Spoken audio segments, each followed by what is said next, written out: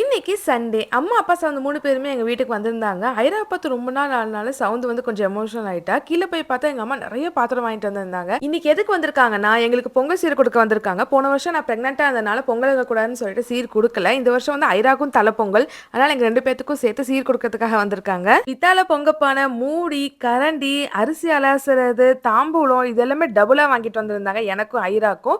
இது போக பொங்கல் வைக்கிறதுக்கான எல்லாமே அரிசி, பருப்பு, வெல்லம், நெய்யி எல்லாமே வாங்கிட்டு வந்திருந்தாங்க. எங்களுக்கு சீர் குடுத்ததும் ஐராக்கு தனியா சீர் குடுத்தாங்க. ஐரா அழகா அந்த பானைய வந்து புடிச்சுக்கிட்டாங்க. செம கியூட்டா இருந்துச்சு. எல்லாருமே பயங்கரமா சிரிச்சுட்டு இருந்தோம். அந்த பானைய நல்லா இறுக்கமா புடிச்சுட்டா. அப்புறம் எங்க அம்மா அதிலிருந்து பணம் எடுத்து குடுத்தாங்க. அதையும் நல்லா இறுக்கமா புடிச்சுக்கிட்டா. இந்த வருஷம் நான், ஐரா நாங்க 2 பேருமே பொங்கல் வைக்க போறோம். நான் வந்து பொங்கல் அன்னைக்கு வைக்க போறேன். ஐரா வந்து நெக்ஸ்ட் டே வைக்க போறாங்க. எங்க அம்மா அப்பா மத்தியானம் வந்தாங்க. கொஞ்ச நேரம் ஐரா கூட நல்லா ஜாலியா விளையாண்டுட்டு, சாப்பிட்டுட்டு அப்புறம் கொஞ்ச நேரத்துல அவங்க கிளம்பிட்டாங்க.